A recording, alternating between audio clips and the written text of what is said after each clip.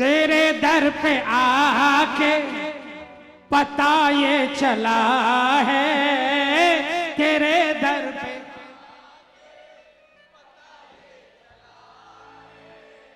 कहीं ना चला जो यहाँ पे चला है, कहीं ना। अच्छा बताओ ना, कौन कौन अपने आप को 30 मार खा समझता है यहाँ पर? कौन कौन फन्ने खा है? सब सड़क छाप थे हम लोग। मैं भी कहता हूं, ओ दीदी दीदी दीदी,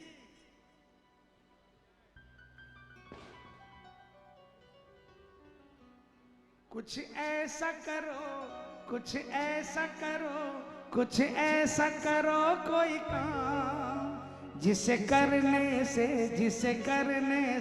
खुश हो जाए बाबा। पता है, आप जब भजन गा रहे थे तो बाबा ने सोचा इसकी फोटो खींच लूं। बाबा ने अपना कैमरा उठाया, आप मेरी फोटो खींचने लगे। बाबा बोला ये गई काम से, इसकी फोटो क्या खींचूं, ये तो दुनिया में भरमा रही है। देखो, जिसको बाबा के कैमरे में कैद होना है वो इधर उधर मत देखा करो, कीर्तन में आकर इधर उधर मत देखा करो, ये वीडियो मत बनाया करो, बाबा को भजन सुनाया करो ईमानदारी से। जो दरबार में बैठता है, कोई बेसुरा गा रहा है तो भी सुनो और सुनाओ, विश्वास दिलाता हूं आपका काम बनेगा।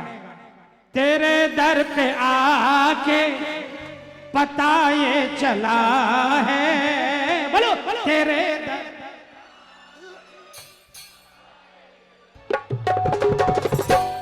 कहीं ना चला जो यहीं पे चला है, कहीं ना चला। अच्छा एक बात बताओ, सुनो, 25 पैसे का सिक्का किसी के पास मिलेगा? आपके पास है? गाड़ी में है? उसको घर की तिजोरी में रख देना। सुन लो, मजाक नहीं कर रहा हूं।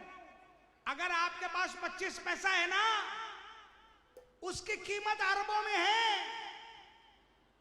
उसको तुरंत घर की तिजोरी में रख लेना, प्लास्टिक के झीपर में या लाल कपड़े में बांधकर।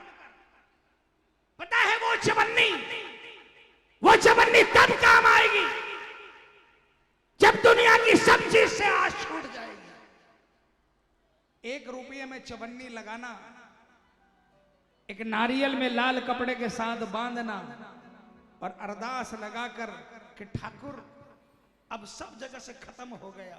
सुना है सवैये पर आप रीझ जाते हो, ये सवैया आपके चरणों में चढ़ाना है, ये अर्जी आपके दरबार में है, काम बनाना पड़ेगा। वो 1.25 रुपया, वो चवन्नी काम बना देगी आपका। दिल्ली में कीर्तन में मैंने प्रत्यक्ष देखा, एक कोई बहुत मुसीबत में इंसान था, जोत पर कोई बैठा था, वो उसके पास गया, उन्होंने कहा 1.25 रुपया है। ये 15 साल 20 साल पहले की बात बता रहा हूं। पर्स निकाला, 1 का सिक्का था, 2 का था, 5 का था। उसने 100 का नोट निकाला, बोला फड़ा इसको। बोला 1.25 रुपया है तो बोल। 1 रुपया था, उसका मित्र ने चवन्नी निकाल कर दी, ले ये मेरे पास में है, ये ले ले। चवन्नी मित्र की लगाई और उसने 1.25 रुपये की अर्जी वहां पर लगा दी। 1 रुपया लगाने वाला वहीं का वहीं रह गया, जिसने चवन्नी दी थी उसकी पौबारा 25 रुपये। और सुनो, कीर्तन में आए हो तो खाली ढोलक और तबला की आवाज सुनने के लिए मत आया करो, ढिंचक ढिंचक सुनने के लिए मत आया करो, कुछ लेकर जाने के लिए। लॉकडाउन के अंदर में जब एयरपोर्ट बंद थे, जब फ्लाइट खुली, मन तड़पा कि खाटू जाना है 11 को, घर वाले रोक रहे थे। एक ही बात कही कि जब फ्लाइट खुल गई तो समझ लो बाबा कुछ नहीं बिगाड़ेगा। 10वीं की रात को कलकत्ते से निकलते थे, दिल्ली पहुंचते थे और रात को शीतल पांडे और मैं दो जन गाड़ी के अंदर में अंधेरी रात को पहुंचते थे खाटू 4 सवा 4 बजे। जब सिपाही लोग सोए होते थे, पूरा खाटू सील होता था, मंदिर के बाहर माथा टेकते थे, वापस चले आते थे। वीडियो वायरल हो गया। दूसरे महीने 10वीं के दिन निकल रहा था, एक श्याम प्रेमी का टेलीफोन आया।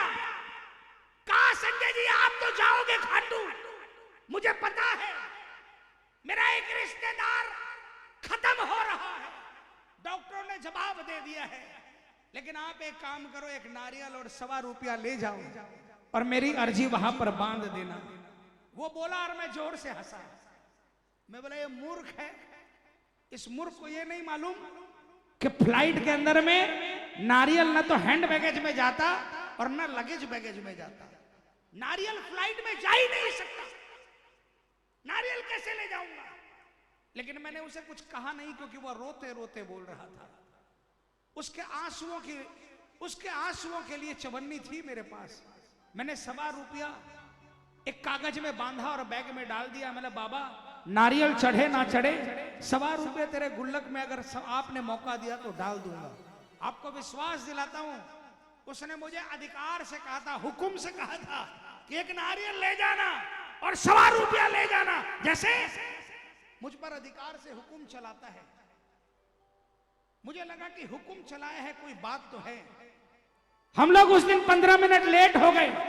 थोड़ा थोड़ा सूरज भगवान उग गए थे। माथा टेका मंदिर के सामने, गोपीनाथ जी मंदिर के पुजारी खड़े थे।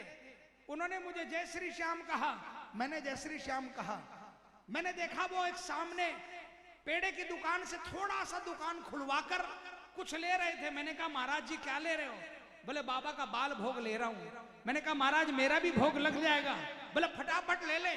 मैंने भी दुकान से पैसे दिए, भोग लिया। मैंने कहा महाराज एक नारियल बंध जाएगा। बोले अरे 5 मिनट सिक्योरिटी गार्ड नहीं है, सिपाही नहीं है, जो लेना हो ले ले। तुरंत नारियल मिल गया, लाल कपड़ा मिल गया।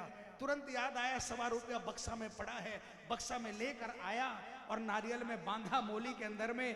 कहा महाराज ये मंड में चढ़ जाएगा। बोला सब चढ़ जाएगा, तू 5 मिनट यही खड़े रहना, सिपाही आए तो दायां बायां हो जाना।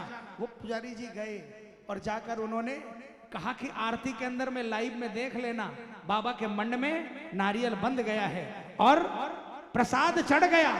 और प्रसाद के साथ बाल भोग ला कर दिए और अंदर से मंदिर से उन्होंने बाबा का खजाना मुझे ला कर दिया। मेरी आंख में आंसू आ गए कि जिस आदमी की बोली पर कल मैं हंसा था कि नारियल मिलेगा, आज बाबा ने उसके विश्वास के कारण वो दुकान खुलवा दी, वो पंडित जी भिजवा दिया और वो मंड में नारियल बंध गया। और आपको विश्वास दिलाता हूं 24 घंटे के अंदर में उस प्रेमी का टेलीफोन आ गया कि डॉक्टरों ने जवाब दे दिया था कि 10 मिनट का खेला है, अब डॉक्टर कहते हैं आउट ऑफ डेंजर है। और वो बंदा आज भी अपने पैरों पर खड़ा है।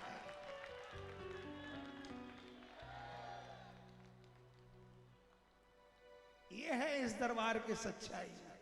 ये जहां दुनिया की कोई ताकत काम नहीं करती, वह ये काम करता है। हमने देखा डॉक्टरों ने रिपोर्ट में कह दिया कैंसर है 4th स्टेज का।